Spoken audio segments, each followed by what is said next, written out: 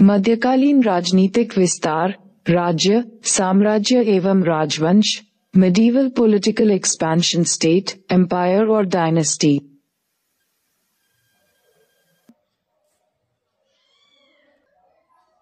सल्तनत काल, गाज़नविद एम्पायर, चंदन, पाल्क एम्पायर। इस्लाम की स्थापना के काल से ही इस्लाम की सेना हिंदुस्तान जीतने का निरंतर प्रयास कर रही थी। इस क्रम में अरब आक्रमणकारियों को 712 ई में केवल सिंध विजय का अवसर मिला था। आगे उसने उत्तर भारत में विस्तार करना चाहा, तो उसे सफलता नहीं मिली। परंतु मध्य एशिया से आए हुए तुर्कों ने अपेक्षाकृत अधिक सफलता प्राप्त की। 11वीं सदी के आरंभ में महमूद गजनी ने पंजाब को आधार बनाकर उत्तर भारत पर निरंतर आक्रमण किया था, परंतु उसने उत्तर भारत को प्रत्यक्ष नियंत्रण में नहीं लिया था। इसके विपरीत मोहम्मद गोरी ने 1192 ई में तराइन का द्वितीय युद्ध जीतकर अजमेर और दिल्ली पर कब्जा कर लिया। इस प्रकार उत्तर भारत में तुर्की राज्य की स्थापना हुई।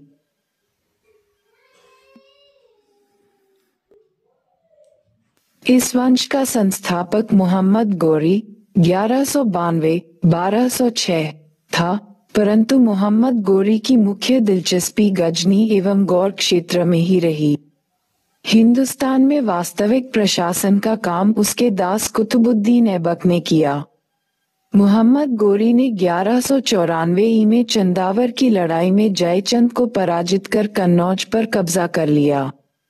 1206 ई में मोहम्मद गोरी की मृत्यु हो गई।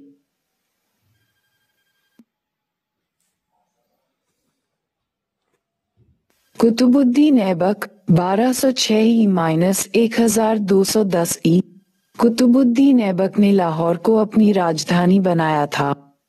वह गंगा यमुना के ऊपरी दोआब में विस्तार का कार्य करता रहा। इसके दरबार में हसन निजामी नामक विद्वान था, जिसने ताज उल मासिर नामक ग्रंथ की रचना की थी। 1210 ई में उसकी आकस्मिक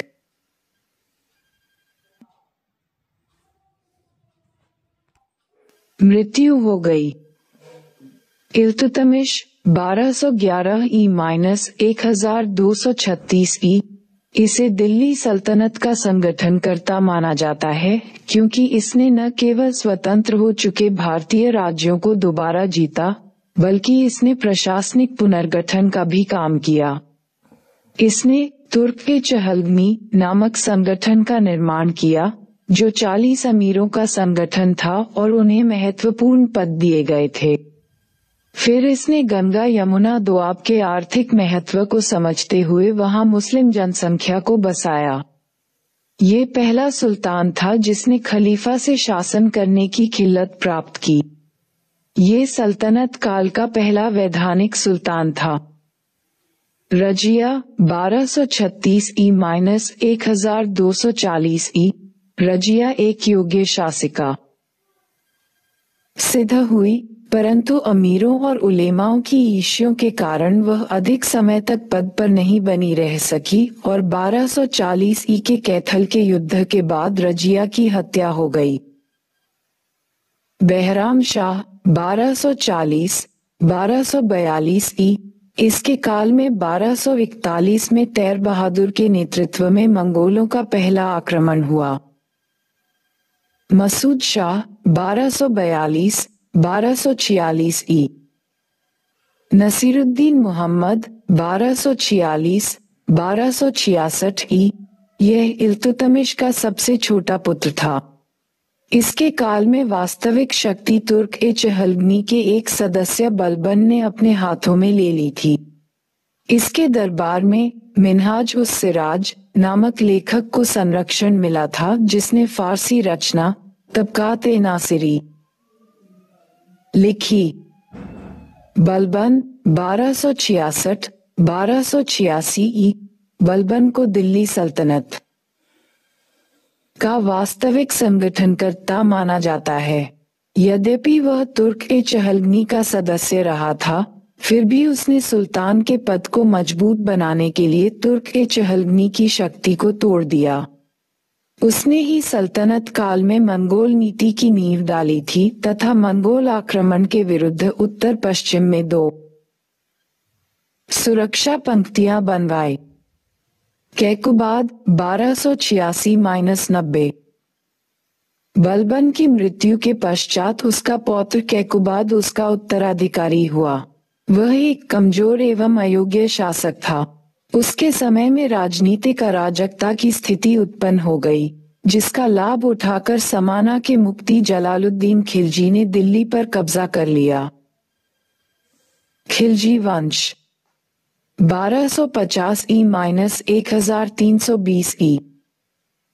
जलालुद्दीन खिलजी 1290-96 ई। इस वंश का संस्थापक जलालुद्दीन खिलजी था। उसने 1290 ई से 1296 ई के बीच शासन किया था। उसके भतीजे तथा दामाद अलाउद्दीन खिलजी ने उसे गद्दी से हटाकर सत्ता पर कब्जा कर लिया। अलाउद्दीन खिलजी 1236-1314 ई। इसके सिंहासनारोहण के साथ हिंदुस्तान में साम्राज्यवाद का युग आरंभ हुआ। इसके अंतर्गत जो साम्राज्यवादी विस्तार की प्रक्रिया आरंभ हुई, वह मोहम्मद बिन तुगलक के काल में अपने चरम पर पहुंच गई। सर्वप्रथम उसने उत्तर भारत में गुजरात 1299 ई, रणथंभौर 1301 ई, चित्तौड़ 1303 ई, मालवा 1305 ई आदि को जीतकर एक साम्राज्य का निर्माण किया। फिर उसने मलिक काफूर नामक सेनापति के नेतृत्व में दक्षिण भारत में सैनिक अभियान भेजे। पहला सैन्य अभियान 1306-07 ई में देवगिरी एवं वारंगल एवं दूसरा सैन्य अभियान द्वार समुद्र एवं पांड्य राज्य के विरुद्ध। अलाउद्दीन खिलजी इन राज्यों से राजस्व एवं उपहार प्राप्त करता रहा, परंतु दक्षिण के राज्यों को उसने प्रत्यक्ष नियंत्रण में नहीं लिया।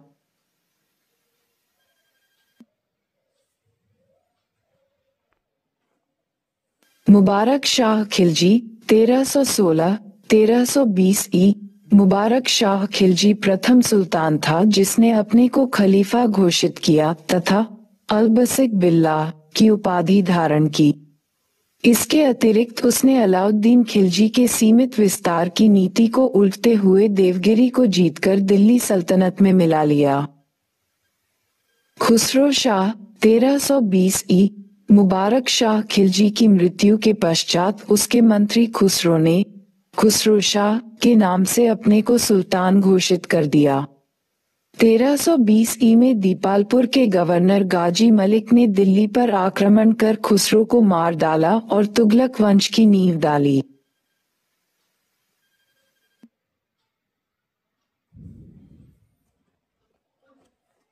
तुगलक वंश 1320 ई-1412 ई। गयासुद्दीन तुगलक 1320-25 ई। गाजी मलिक गयासुद्दीन तुगलक नाम से सुल्तान बना और उसके काल में ही उसके पुत्र जौना खां ने 1324 ई में वारंगल को जीतकर दिल्ली सल्तनत में मिला लिया। 1325 ई में बंगाल अभियान से लौटते हुए एक दुर्घटना में गयासुद्दीन तुगलक की मृत्यु हो गई। मुहम्मद बिन तुगलक 1325-51 ई। मुहम्मद बिन तुगलक का काल इतिहास का एक बड़ा ही विवादास्पद काल रहा है। यद्यपि उसकी सोच प्रगतिशील थी, परंतु उसकी नीति विफल होती चली गई। इस कारण उसके विरुद्ध विद्रोह हुआ और इसका साम्राज्य विघटित हो गया। उसने सुदूर दक्षिण तक अपने साम्राज्य का विस्तार कर एक अखिल भारतीय साम्राज्य की स्थापना की। फिर उसने अनेक प्रयोग किए, यथा राजधानी परिवर्तन, सांकेतिक मुद्रा का प्रचलन, दोआब में प्रगतिशील खेती, खुरासान सैनिक अभियान तथा कराचिल अभियान। उसके सभी प्रयोग क्रमिक रूप से विफल होते चले गए। फिर उसके साम्राज्य में विघटन की प्रक्रिया शुरू हो गई। 1335 में एहसान शाह के नेतृत्व में माबर मदुरा राज्य स्वतंत्र।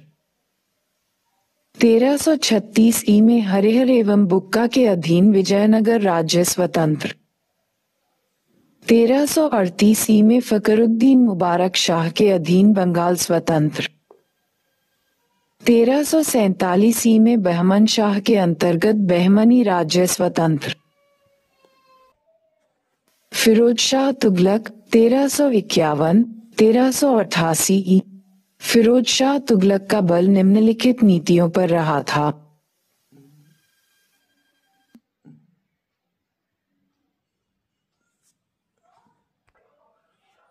1. उसने धार्मिक कट्टरता की नीति अपनाई ताकि असंतुष्ट उलेमाओं को खुश कर सके। 2. उसने राज्य को लोक कल्याणकारी स्वरूप दिया। 3. उसने व्यापक निर्माण कार्य पर बल दिया तथा संगीत पर कुछ संस्कृत ग्रंथों का फारसी में अनुवाद कराया। 4. उसने सिंचाई के विकास के लिए विशेष रूप में कार्य किया तथा यमुना और सतलज से नहर निकलवाई। फिरोज शाह तुगलक के पश्चात। फिरोज शाह तुगलक के बाद कमजोर शासकों का युग आरंभ हुआ और एक के बाद दूसरे शासक बदलते रहे। इस वंश का अंतिम शासक था नसीरुद्दीन महमूद। इसी के काल में 1398 में हिंदुस्तान पर तैमूर का आक्रमण हुआ। इसके बाद उसकी बची हुई प्रतिष्ठा भी धूमिल हो गई और फिर साम्राज्य के विघटन को बल मिला। 1401 तक जाफर खान के नेतृत्व में गुजरात, दिलावर खान के नेतृत्व में मालवा तथा ख्वाजा जहां के नेतृत्व में जौनपुर स्वतंत्र हो गए।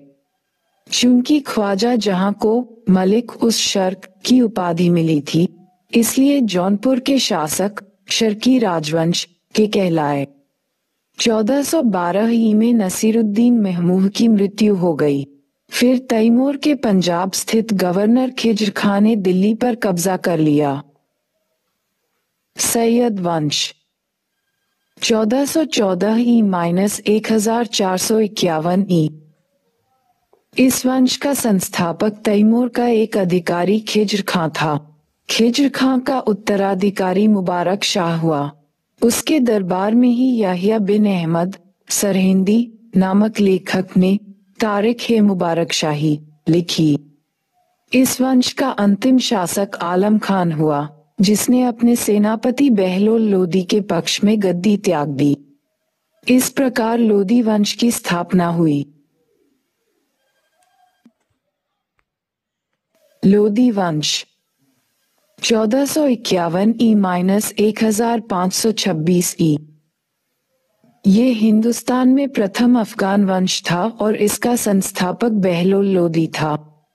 उसका उत्तराधिकारी सिकंदर लोदी 1489-1517 एक योग्य सुल्तान था।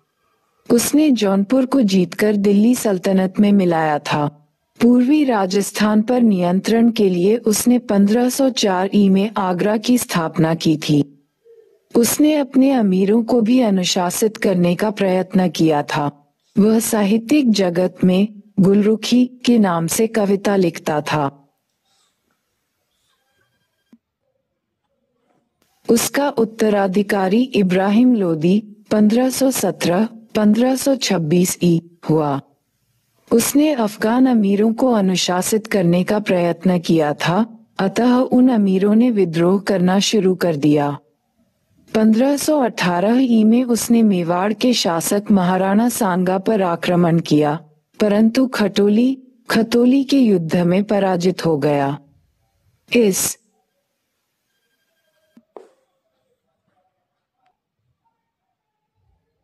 प्रकार उत्तर भारत पर वर्चस्व स्थापित करने के लिए राजपूतों और अफगानों के बीच संघर्ष हो रहा। तभी बाबर हिंदुस्तान के दरवाजे पर दस्तक दे रहा था। 1526 में पानीपत के प्रथम युद्ध में बाबर के विरुद्ध लड़ता हुआ वह मारा गया। गौरतलब है कि 16वीं शताब्दी का काल उत्तर भारत में राजनीतिक संक्रमण का काल था।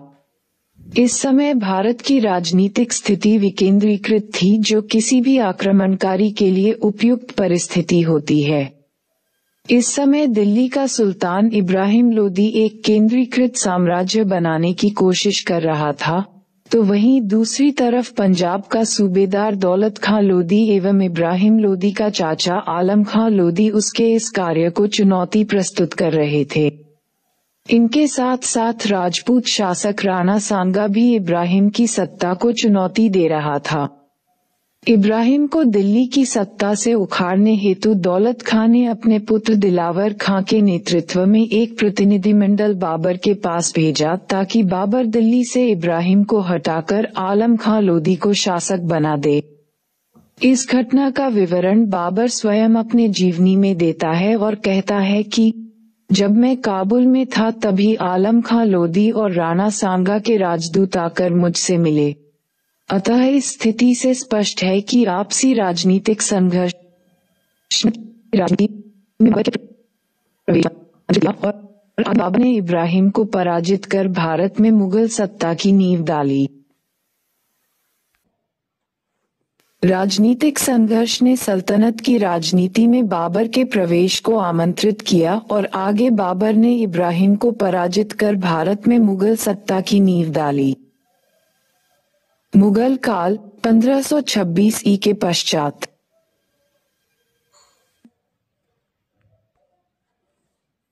बाबर 1526-1530 ई। बाबर 1504 ई में काबुल विजय करने के बाद निरंतर हिंदुस्तान की ओर देख रहा था। 1518 ई में उसने बीरा के किले को जीता, जिस पर पहली बार तोपखाने का प्रयोग किया गया। फिर 1525 ई में उसने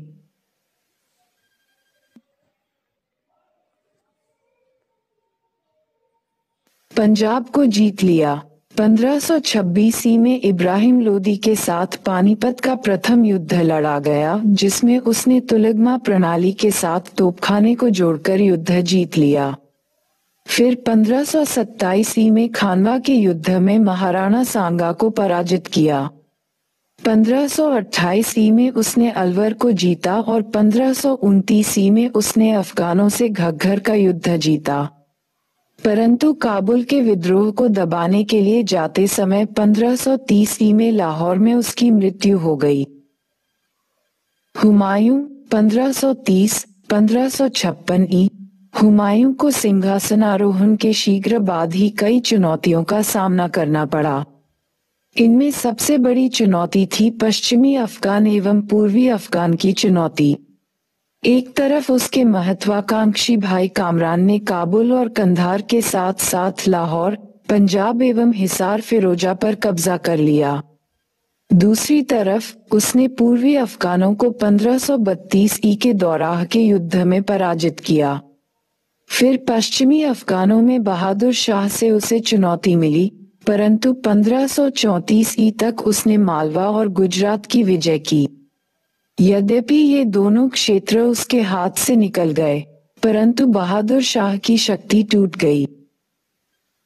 पूरब में उसे सबसे अधिक चुनौती शेर शाह से मिली। 1539 ई में चौसा के युद्ध और 1540 ई में कन्नौज के युद्ध में शेर शाह के हाथों पराजित होने के बाद वह ईरान की ओर पलायन कर गया। ईरान की सहायता से उसने अपने खोए हुए क्षेत्रों को पुनः प्राप्त किया। उसने कामरान से कांधार 1545 ई और काबुल 1553 ई प्राप्त कर लिया। फिर शेरशाह की मृत्यु के पश्चात विघटित अफगान साम्राज्य से लाभ उठाकर उसने पंजाब 1555 ई तथा दिल्ली और आगरा 1555 ई जीत लिया, परंतु जनवरी 1556 ई में एक दुर्घटना में उसकी मृत्यु हो गई।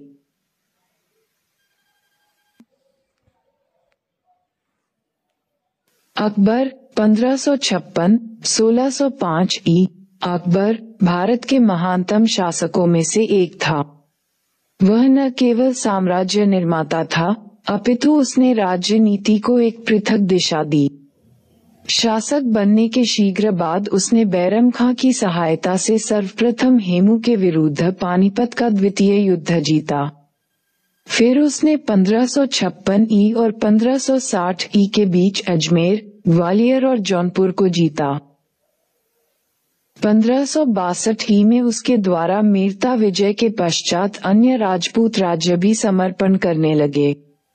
फिर उसने 1573 ई में गुजरात, 1575-76 ई में बिहार, 1585 ई में काबुल, 1586 ई में कश्मीर का अधिग्रहण किया।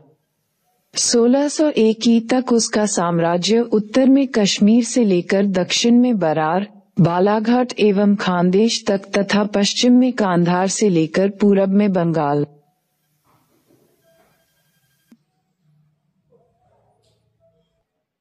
तक फैल गया था।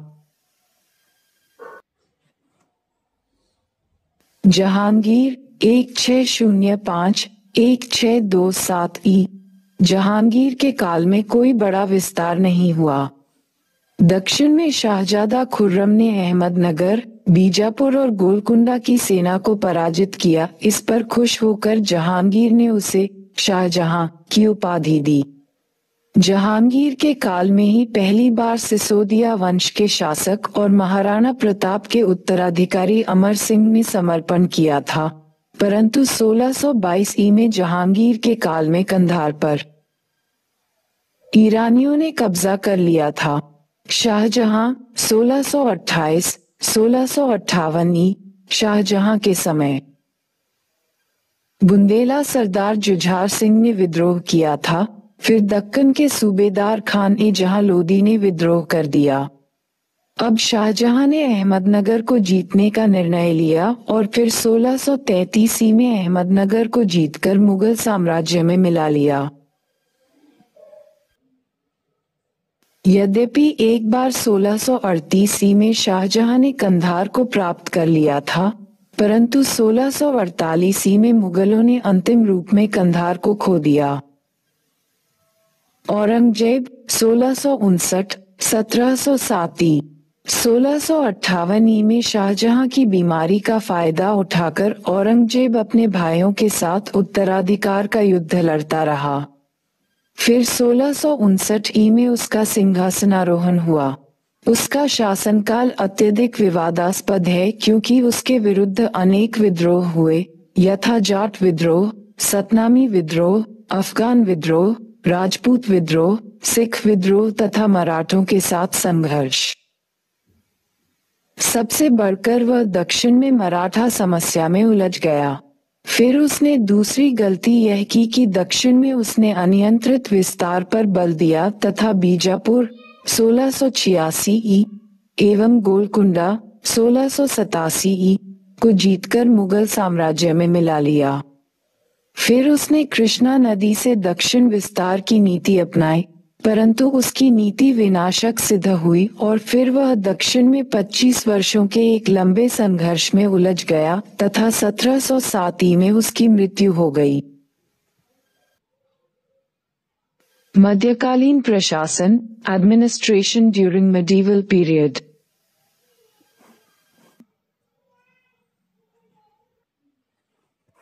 दिल्ली सल्तनत के प्रशासन का मुख्य केंद्र सुल्तान होता था। सैद्धांतिक रूप से सुल्तान खलीफा के अधीन होता था, किंतु व्यवहारिक रूप में वह सिविल, सैनिक तथा न्यायिक मामलों का प्रधान होता था। सुल्तान के अतिरिक्त केंद्रीय प्रशासन में बर्नी निम्नलिखित 4 प्रमुख विभागों की चर्चा करता है। 1. दीवान-ए-विजारत। यह विभाग वजीर नामक अधिकारी के अंतर्गत होता था। औपचारिक रूप में वजीर को प्रधानमंत्री की हैसियत प्राप्त होती थी। यह विभाग भू राजस्व का आकलन एवं अन्य प्रकार के राजस्वों का लेखा जोखा तथा उनकी वसूली के लिए उत्तरदायी था। 2. दीवान-ए-आरिज। चूंकि राज्य की शक्ति का आधार एक सक्षम सैन्य तंत्र था, अतः दीवान-ए-आरिज एक महत्वपूर्ण विभाग था। बलबन ने इस विभाग का गठन किया था। यह विभाग सैनिकों की नियुक्ति, उनका रख रखाव एवं प्रशिक्षण, तनख्वाह का आवंटन आदि से संबद्ध था।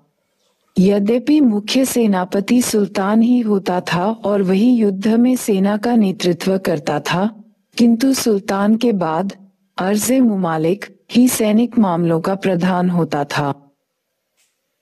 3. दीवान-ए-इंशा ये राजकीय पत्राचार विभाग था।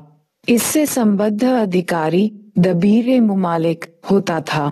यही विभाग विदेशी पत्राचार में मुख्य भूमिका अदा करता था। यह विभाग राजकीय फरमानों को जारी करता था तथा राजकीय आदेश प्रांतीय अधिकारियों तक प्रेषित करता था।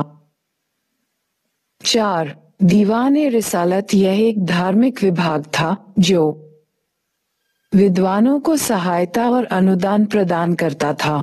इसका प्रधान सद्र उस सुद्र था। वह धार्मिक आचरणों से संबंधित मुकदमों की सुनवाई भी करता था। इसी से संबद्ध काजी का विभाग भी होता था जो न्यायिक कार्य देखता था। यद्यपि वह न्याय की अंतिम अपील नहीं था, क्योंकि न्याय की अंतिम अपील स्वयं सुल्तान था। अधिकतर स्थिति में काजी और सद्र के पद एक ही व्यक्ति को दिए जाते थे। विभिन्न सुल्तानों के द्वारा समय समय पर स्थापित विभिन्न विभाग। 1. दीवान-ए-वकुफ इस विभाग की स्थापना जलालुद्दीन खिलजी ने की थी। यह विभाग दीवान-ए-विजारत के अंतर्गत कार्य करता था और यह विभाग व्यय के आकलन से संबद्ध था। 2. दीवान-ए-मुस्तखराज इस विभाग की स्थापना अलाउद्दीन खिलजी ने की थी। यह विभाग भी दीवान-ए-विजारत के अंतर्गत कार्य करता था और यह बकाया राशि की वसूली से संबद्ध था। अलाउद्दीन खिलजी ने भू राजस्व की वसूली के लिए सरकारी अधिकारियों को अधिकृत किया था। 3. दीवान-ए-रियासत अलाउद्दीन खिलजी ने बाजार नियंत्रण व्यवस्था के सफल संचालन के लिए इस विभाग की स्थापना की।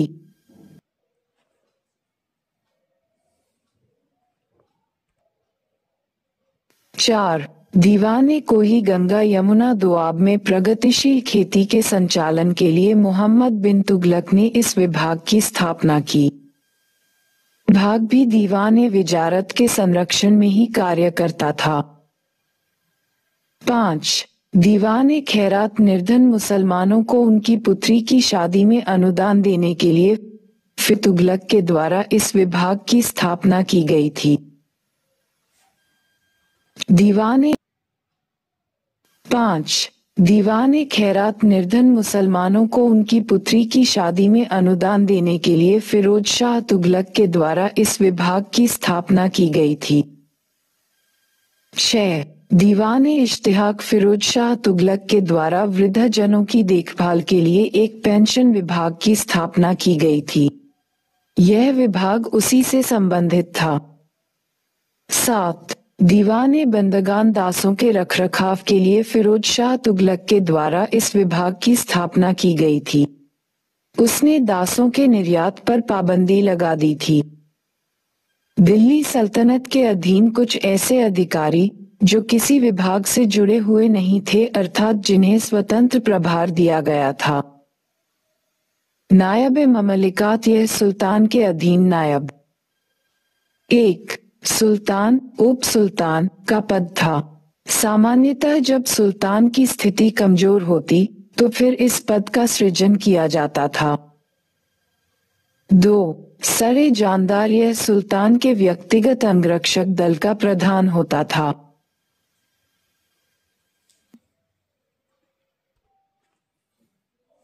3. वेल्ज और एट फ्री और यह राजकीय उत्सव एवं समारोहों से संबद्ध प्रधान अधिकारी था। 4. मीर-ए-आतिश तोपखाने का प्रधान। 5. बरीद-ए-मुमालिक गुप्तचर विभाग का प्रधान। 6. दीवान-ए-बयूतत राजकीय कारखाने का प्रधान। 7. अमीर-ए-हाजिब यह अधिकारी दरबार के अनुशासन एवं अमीरों के पदानुक्रम के निर्धारण से संबद्ध था। प्रांतीय प्रशासन, इक्ता प्रशासन।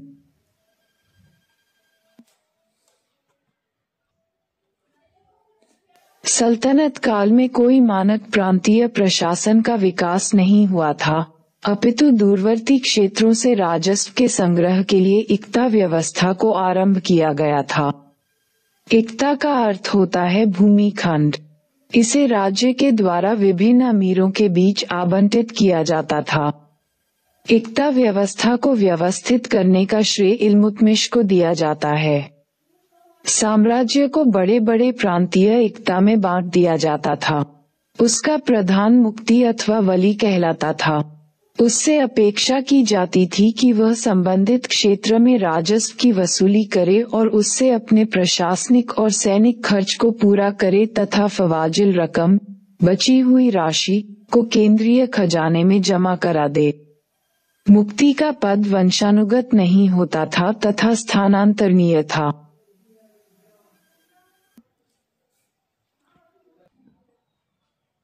दूसरी तरफ खालिसा भूमि वह भूमि होती थी जिसकी आय सुल्तान के लिए सुरक्षित रखी जाती थी। खालिसा क्षेत्र का प्रशासन इक्ता प्रणाली से भिन्न होता था। इन क्षेत्रों पर नियंत्रण सदैव ही शहना, अमीर या मलिक नामक अधिकारी के माध्यम से किया जाता था। स्थानीय प्रशासन। सल्तनत काल में हमें स्थानीय प्रशासन के बारे में स्पष्ट सूचना नहीं मिल पाती, किंतु ऐसा अनुमान किया जाता है कि इस काल में शिक और परगना जैसी प्रशासनिक इकाइयों का विकास हो गया था। प्रांत का विभाजन शिक में होता था। शिक के ऊपर शिकदार नामक अधिकारी की नियुक्ति होती थी। शिक का विभाजन परगनों में होता था और इसके अधिकारी के रूप में चौधरी का जिक्र मिलता है। प्रशासन की सबसे छोटी इकाई गांव होती थी। गांव का शासन कार्य चलाने के लिए मुकद्दम अथवा मुखिया होते थे। उसके सहयोग के लिए एक अर्ध सरकारी अधिकारी, पटवारी की नियुक्ति की जाती थी जिसके पास भूमि के कागजात होते थे। मुगलकालीन प्रशासन। केंद्रीय प्रशासन। सल्तनत काल से मुगल काल तक प्रशासनिक संरचना में निरंतरता तथा परिवर्तन के तत्व दृष्टिगत होते हैं। सल्तनत काल में फारसी संस्थाओं को देशी परिस्थितियों के अनुकूल ढालने का प्रयास किया गया। मुगल काल में प्रचलित संस्थाओं में सुधार लाकर उन्हें एक सुदृढ़ आधार प्रदान किया गया। मुगल प्रशासनिक ढांचे की महत्वपूर्ण विशेषताएं थी प्रशासनिक एकरूपता तथा रोक और संतुलन, अर्थात केंद्रीय प्रशासन में विभिन्न विभाग एक दूसरे पर रोक और संतुलन स्थापित करते थे। प्रशासन के शीर्ष पर बादशाह होता था। व्यवहार में वह अक्षुण्ण शक्ति का उपयोग करता था। वही राज्य का अंतिम कानून निर्माता, शासन व्यवस्थापक, न्यायाधीश और सेनापति था। मुगल काल में निम्नांकित विभाग कार्यरत थे। 1. वकील या वजीर। मध्य एशियाई तथा तैमूरी परंपरा में वकील को अत्यधिक शक्ति एवं प्रतिष्ठा प्राप्त थी। वह सरकार की विभिन्न शाखाओं, जिनमें राजस्व विभाग एवं सेना विभाग भी शामिल थे, निगरानी करता था। फिर आगे वकील के पद पर बैरम खां की नियुक्ति के साथ वकील की शक्ति और भी बढ़ गई। परंतु बैरम खां के विद्रोह के पश्चात इस पद की महत्ता घटने लगी तथा ये पद औपचारिक रूप से बना तो रहा, परंतु इसकी शक्ति सीमित हो गई।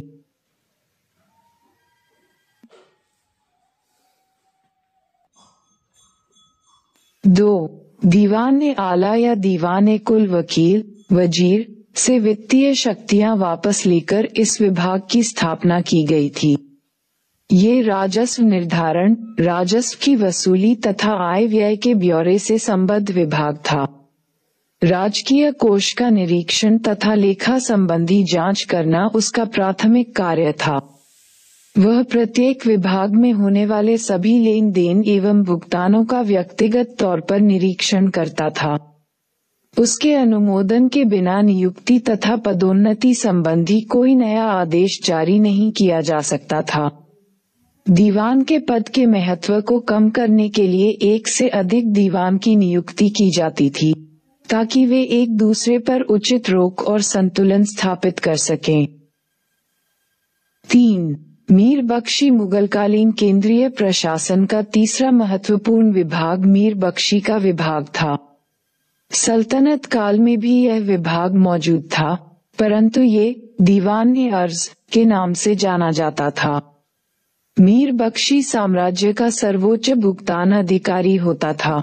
वह साम्राज्य के सभी सैनिक एवं असैनिक अधिकारियों को भुगतान करता था। वह मनसबदारों की नियुक्ति के लिए सिफारिश तथा उनके लिए जागीर की अनुशंसा करता था, जबकि जागीर देने का काम बादशाह की स्वीकृति के बाद दीवान-ए-आला करता था। इस प्रकार रोक एवं संतुलन के द्वारा दोनों एक दूसरे को नियंत्रित करते थे। इसके अतिरिक्त वह व्यक्तिगत तौर पर घोड़ों के दाग तथा सैनिकों की उपस्थिति की जांच करता था। मीर बख्शी सम्राट के समक्ष सैन्य विभाग संबंधी सभी मामले 4. मीर-ए-समा अथवा खान-ए-समा सल्तनत काल में राजघराने की देखरेख के लिए ऐसा कोई अलग विभाग नहीं था, परंतु मुगल काल में शाही हरम के प्रधान मीर-ए-समा को एक अलग विभाग का प्रधान माना जाता था।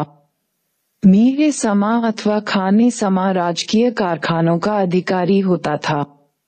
राजकीय महल की वस्तुओं की खरीद एवं उसके भंडारण की जिम्मेदारी भी उसी की थी। इसके अतिरिक्त युद्ध के अस्त्र से लेकर विलातुओं तक के उत्पादन का निरीक्षण करना भी उसका उत्तरदायित्व था। इस पद पर रोक एवं संतुलन स्थापित करने की उचित व्यवस्था की गई थी। उदाहरण के लिए इस विभाग के द्वारा प्रस्तुत लेख परीक्षण के लिए दीवान के विभाग में भी भेज दिया जाता था। 5. सद्र-उस-सुद्र केंद्रीय प्रशासन से संबंधित एक महत्वपूर्ण विभाग सद्र-उस-सुद्र का विभाग था। सद्र-उस-सुद्र धार्मिक मामलों से संबंधित विभाग का अध्यक्ष था। ये बादशाह का मुख्य धार्मिक परामर्शदाता होता था। इसका मुख्य कार्य शरीयत के कानून का संरक्षण था। धार्मिक अनुदान का वितरण करना भी उसी के जिम्मे था। ये धार्मिक मामलों से संबंधित मुकदमे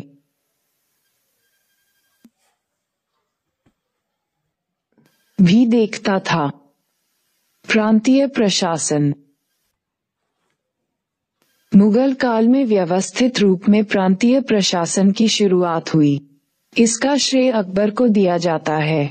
अकबर ने अपने साम्राज्य को 12 सूबों में विभाजित किया था, जो उसके शासन काल के अंत तक बढ़कर 15 हो गए। अकबर की प्रशासनिक नीति 2 सिद्धांतों द्वारा निर्देशित थी: प्रशासनिक एकरूपता तथा रोक एवं संतुलन। 1. सूबेदार अथवा नजीम प्रांतीय प्रशासन केंद्रीय प्रशासन का ही प्रतिरूप था। प्रांतीय प्रशासन का प्रमुख नजीम, सूबेदार अथवा सरसूबा होता था। उसकी नियुक्ति सम्राट की आज्ञा से केंद्रीय दीवान की अनुशंसा पर 3 वर्षों के लिए होती थी। वह प्रांतीय सेना का सेनापति था। वह कानून व्यवस्था को बनाए रखने, सामान्य प्रशासन तथा प्रजा के कल्याण के लिए भी उत्तरदायी था। 2. प्रांतीय दीवान केंद्रीय दीवान की अनुशंसा पर बादशाह प्रांतीय दीवान की नियुक्ति करता था। वह एक स्वतंत्र अधिकारी था तथा सीधा केंद्र के प्रति उत्तरदायी था। वह सूबे के राजस्व विभाग का प्रमुख था। प्रांतीय दीवान सूबे से की गई राजस्व की वसूली का निरीक्षण करता था। वह सूबे के अधिकारियों और कर्मचारियों के वेतन आदि का पूरा ब्यौरा एवं अन्य व्यय संबंधी विवरण भी रखता था। इस प्रकार दीवान को सूबेदार से अलग करके तथा दीवान के हाथों में वित्तीय मामलों को देकर मुगल शासक सूबेदारों की शक्ति पर अंकुश लगाने में सक्षम हुए। 3. प्रांतीय बख्शी केंद्रीय बख्शी की अनुशंसा पर इसकी नियुक्ति होती थी। वह केंद्र में कार्य कर रहे मीर बख्शी के समान प्रांतों में सेना की देखरेख करता था। वह सूबे में मनसबदारों द्वारा रखे गए घोड़ों और सैनिकों की जांच और निरीक्षण करता था। वह मनसबदारों और सैनिकों का वेतन पत्र जारी करता था। वह गुप्तचर सेवा का प्रधान भी होता था तथा साम्राज्य की सुरक्षा से संबंधित कतिपय संवेदनशील सूचना सीधा मीर बख्शी को प्रेषित करता था। 4. प्रांतीय सद्र केंद्रीय सद्र के मॉडल पर प्रांत में भी एक सद्र के पद को स्थापित किया गया। सद्र आलिम फाजिलों के लिए अनुदानों की सिफारिश करता था तथा वह न्याय विभाग का भी प्रधान था। स्थानीय प्रशासन। सरकार प्रांत से नीचे की इकाई सरकार थी। सरकार स्तर पर प्रमुख अधिकारी थे फौजदार, अमालगुजार, खजानदार एवं वितिकची। फौजदार स्थानीय प्रशासन में फौजदार को मुगल साम्राज्य का सीधा प्रतिनिधि माना जाता था। फौजदार सरकार का कार्यकारी प्रधान होता था। उसका दायित्व मुख्य रूप से कानून और व्यवस्था बनाए रखना था, किंतु वह राजस्व की उगाही में आमिल या अमालगुजार की सहायता भी करता था। वह स्थानीय फौजों का भी निरीक्षण करता था। कभी कभी एक सरकार में कई फौजदार होते थे और कभी कभी 2 सरकारों पर एक ही फौजदार की नियुक्ति होती थी। अमालगुजार फौजदार के बाद सरकार में अन्य महत्वपूर्ण अधिकारी अमालगुजार था। अमालगुजार सर्वप्रमुख राजस्व समाहर्ता था।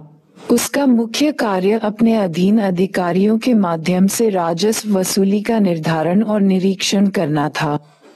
एक अच्छे अमालगुजार से यह आशा की जाती थी कि वह अपने क्षेत्रों में कृषि का विस्तार करे और किसानों को बिना जोर जबरदस्ती के राजस्व देने के लिए प्रेरित करे। सभी प्रकार के लेखा की देखरेख भी उसके जिम्मे थी।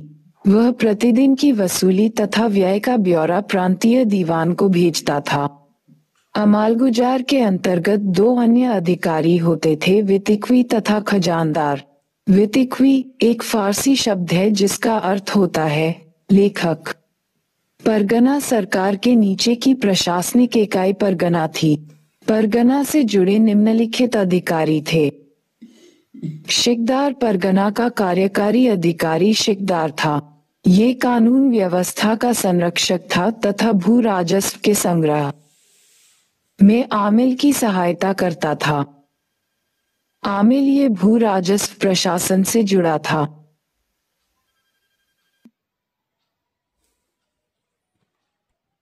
पोतदार खजांची। कानूनगो ये गांव के पटवारियों का मुखिया तथा स्वयं कृषि भूमि का पर्यवेक्षक होता था। अपने क्षेत्र से संबंधित भूमि का लेखा जोखा कानूनगो अपने पास रखता था। अबुल फजल के अनुसार कानूनगो किसानों का आश्रयदाता था, क्योंकि वही फसलों और लोगों इत्यादि का पूरा विवरण रखता था। ग्राम प्रशासन प्रशासन की सबसे छोटी इकाई ग्राम होती थी। इससे जुड़े हुए अधिकारी मुकद्दम तथा पटवारी थे। मुकद्दम गांव का मुखिया था, जबकि पटवारी ग्राम स्तर पर राजस्व का लेखा जोखा रखता था। मुगल काल में ग्राम पंचायत की व्यवस्था थी तथा यह मुगल प्रशासनिक व्यवस्था से स्वतंत्र इकाई थी। मनसबदारी व्यवस्था। मनसब फारसी शब्द है जिसका अर्थ होता है पद। अकबर ने यह पद्धति अपने शासन के 19वें वर्ष अर्थात 1575 में लागू की। मनसबदारी पद्धति को मुगल प्रशासन का इस्पाती ढांचा करार दिया जा सकता है। मनसबदारी पद्धति के माध्यम से अकबर ने अमीर वर्ग, सिविल अधिकारी तथा सैन्य अधिकारी सभी को एक दूसरे से जोड़ने का प्रयास किया। मनसबदारी पद्धति के अंतर्गत प्रत्येक अधिकारी का पद जोड़े अंक में व्यक्त होता था, जात और सवार। उदाहरण के लिए जात रैंक, सवार रैंक। पहली संख्या जात से मनसबदार का व्यक्तिगत वेतन और पदानुक्रम में उसकी हैसियत और स्थान निर्धारित होता था। दूसरी संख्या सवार से मनसबदार द्वारा रखे जाने वाले घोड़ों एवं घुड़सवारों की संख्या तय होती थी और इस सेना के रख रखाव के लिए देय राशि तय की जाती थी। अबुल फजल के अनुसार मनसबदारों के कुल 66 ग्रेड थे जो 10 से लेकर 10,000 के बीच होते थे, परंतु व्यवहार में केवल 33 ग्रेड थे। सामान्यतः 5,000 जात रैंक से अधिक मनसबदारी नहीं दी जाती थी। केवल रक्त संबंध के लोग और कुछ महत्वपूर्ण अमीर इसके अपवाद थे। उदाहरण के लिए अकबर के काल में राजपूत मनसबदार राजा मानसिंह तथा औरंगजेब के काल में सवाई जय सिंह और जसवंत सिंह को 7,000 जात एवं सवार रैंक की मनसबदारी प्राप्त हुई। सामान्य तौर पर सवार रैंक जात रैंक से अधिक नहीं हो सकती थी, परंतु विशेष परिस्थितियों में ऐसा संभव था।